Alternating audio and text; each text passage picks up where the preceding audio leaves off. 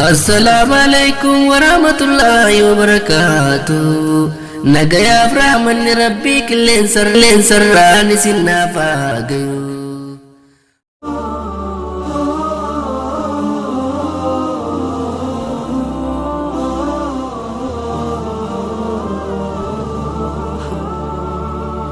يسعد فؤادي كلما ذكر الحبيب ترنما ذاك الذي رب العلا صلى عليه وسلم نبي رب العالمين الصادق الهادي الأمين الطاهر الدمث الذي للحق صار معلما للحق صار معلما ذاك الذي رب العلا صلى عليه وسلم صلى عليه وسلم.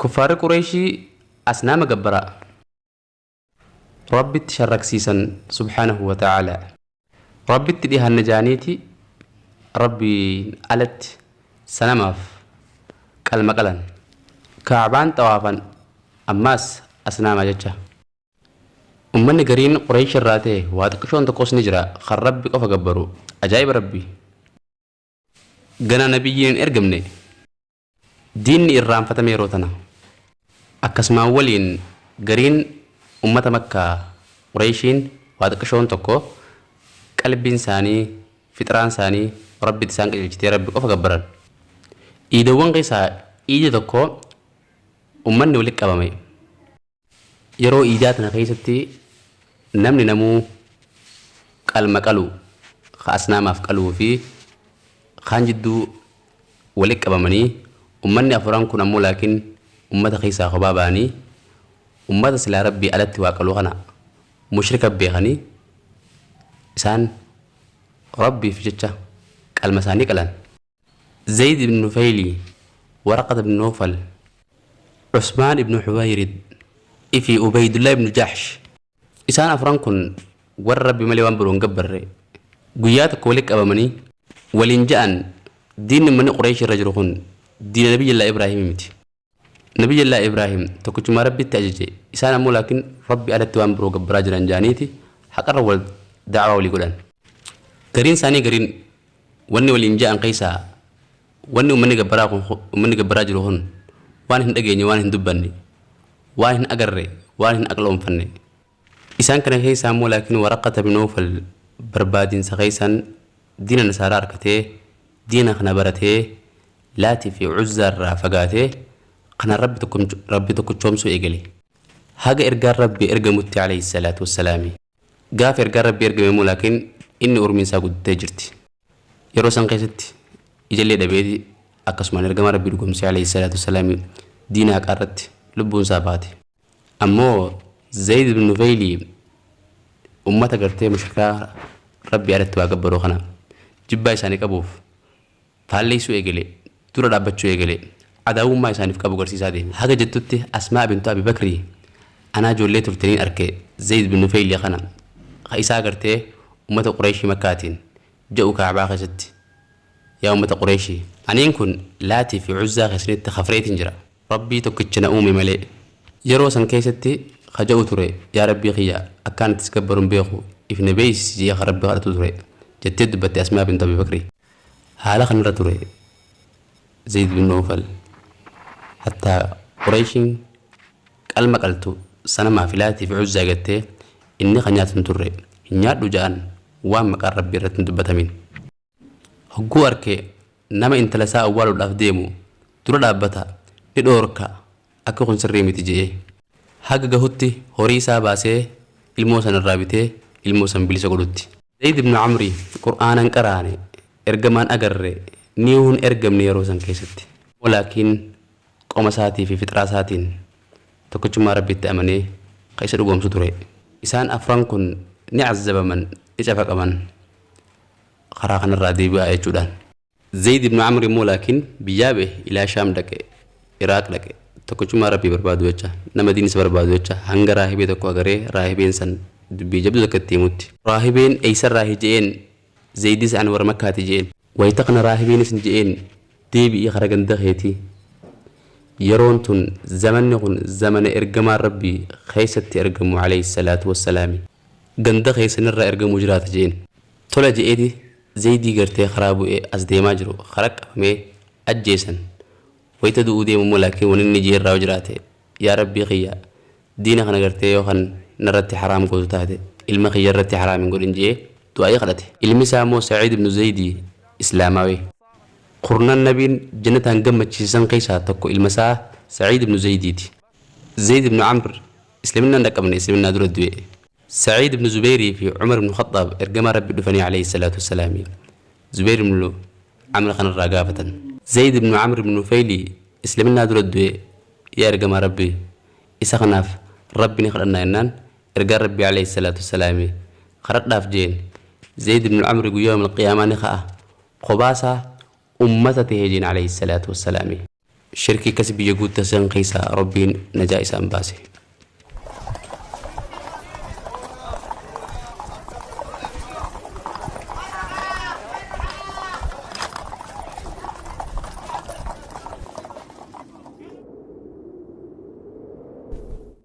Makka kana keessa intala takkaa jira tan sadarkaa qabdu akka miizaanni si guddaa maqaan si Khadiijata bintu Khuwaylid jaaniin.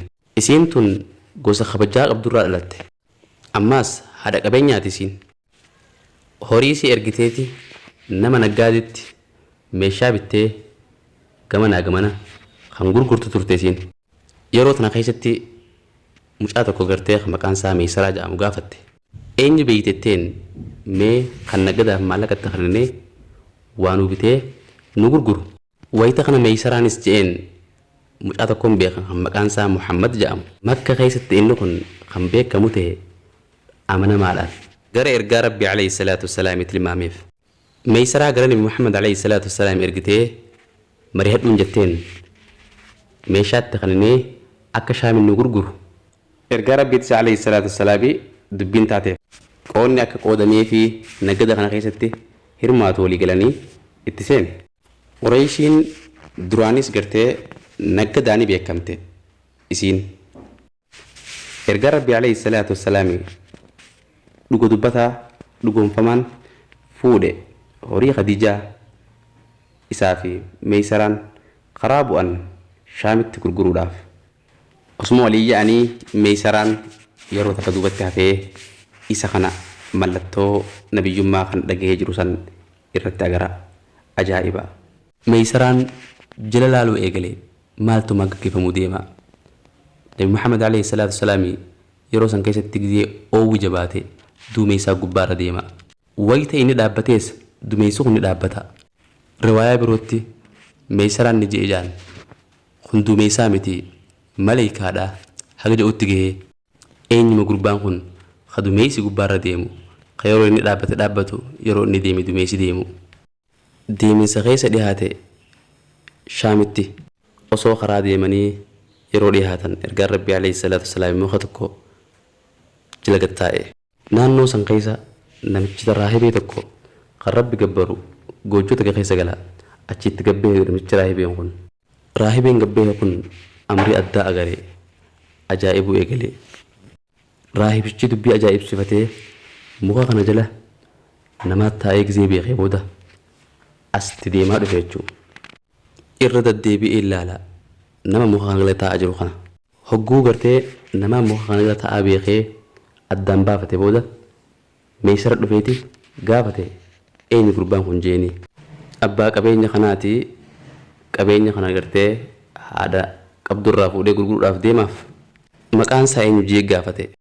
maqaan isaa Muhammad ibn Abdullaahi ibn Abdul Muttalib ibn Haashim jeen. Qurayshii warra Haashimi warra gartee haramaati warra Makkaati jeen. maal barbaadaa jeen gurbaan kun meesaraanis humaa jeen. wayita kan raahibeenis jeen wallaahi muka kana jala nam tokkolleen khataa'un taane yoo nabiyyii ta'e malee ka muka kana jala taa'e tokkolleen hin jiru jeen. raahibeen mallattoo arkeen beekee gammachiisuu eegale inni kun nabiyyii irraa tokko ta'e kamaayii akka ta'e jee dubbachuu eegale jechuudha. raahibeen kitaaba ahlul kitaab beeka. naggada isaanii irraa dacha'anii meeshaa gurguranii tirfii hanga duraaniitiin alatti wayyaa hogguu fidanii as deebi'an odeyseef waa'ee karaa kanatti arke meesharaan Khadiijaadhaaf. wallaahi je'een niin arke gurbaa karaa deemu ka duumessi gubbaarra deemu gurbaa muka tokkollee ka ambiyaa malee namni biroo galan taa'in jala taa'e. wayita kana Khadiijaan qalbii ishee keessatti guddiste gurbaa kana waan addaa gizeerraa dhageesse booda.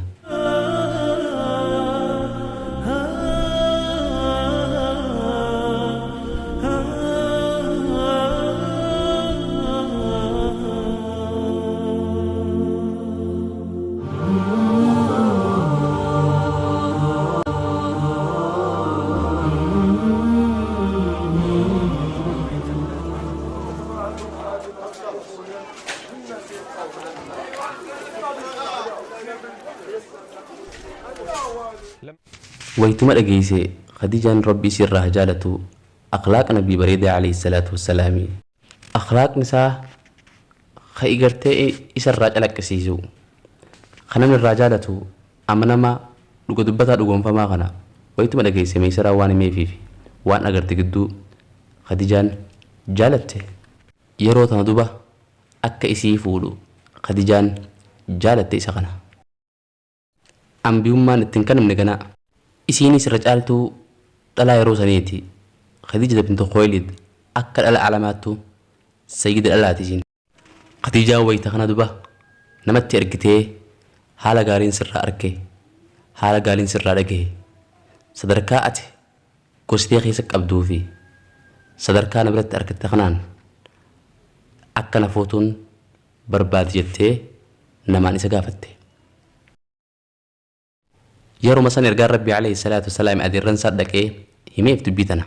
adeerran isaatis dubbii tanaaf gammadan isaas gammachiisan.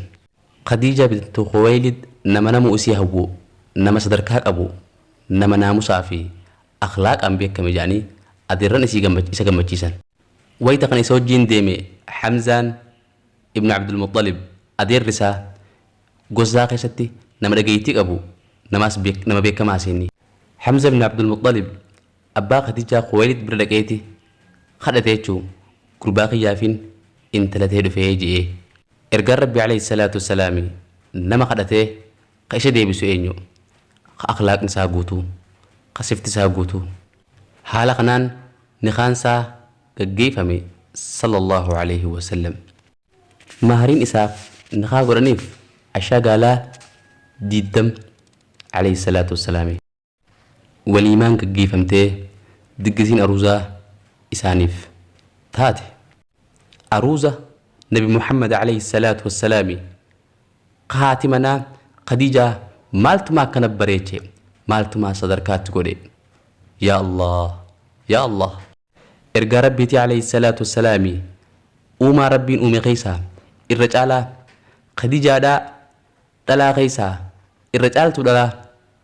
ergaan rabbi alayhi salaatu wassalaam ni jaalata jaalala jabduu jaalala keessa irratti hin fuune ilmaan mara isii dhaleef Ibraahim malee.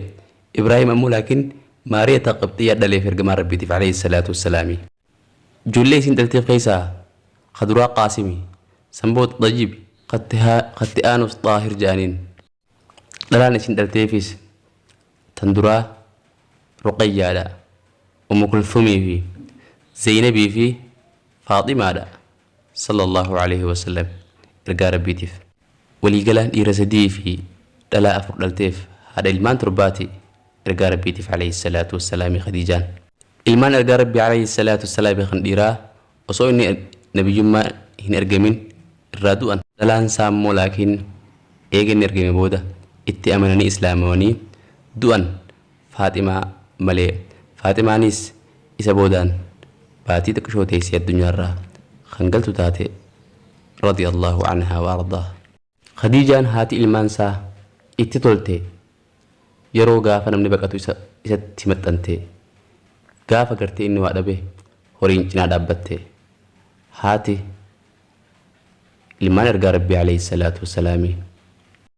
Khadiijaan jireenya ergamaa rabbii hojii jiraate keessatti alayhi salaatu wassalaami waan irraa gartee fi waan meesaraan isii himee keessatti waan addaa garte. Akhlaaqa isaa guutuu nama yoo deeme deemisaan tolu, haasawaan tolu, nama namni jaalatu, kan nama jaalatu, kan nama maxxanfatu, kan namni isa maxxanfatu ta'uusaa gartee ergaa rabbiiti alayhi salaatu wassalaami osoo lubbuun jirtuu ragaa baateef. Khadiijaan sifa isaa kana wayita gartee deemtee ilma Adeerasiitti Waraqata bin Nawfal jaarsa guddaa ammaan dura gartee qissaa isaa dubbanne saniif dheeytee qissaa Nabi Muhammad alayhi salaatu wassalaami odeessiteef waan gartee kana mara.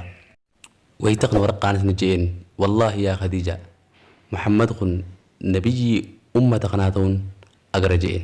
Zamanni kun zamana inni keessa dhufu Muhammad ta'uu isaatiin isa shakka jeen Khadiijaadhaan.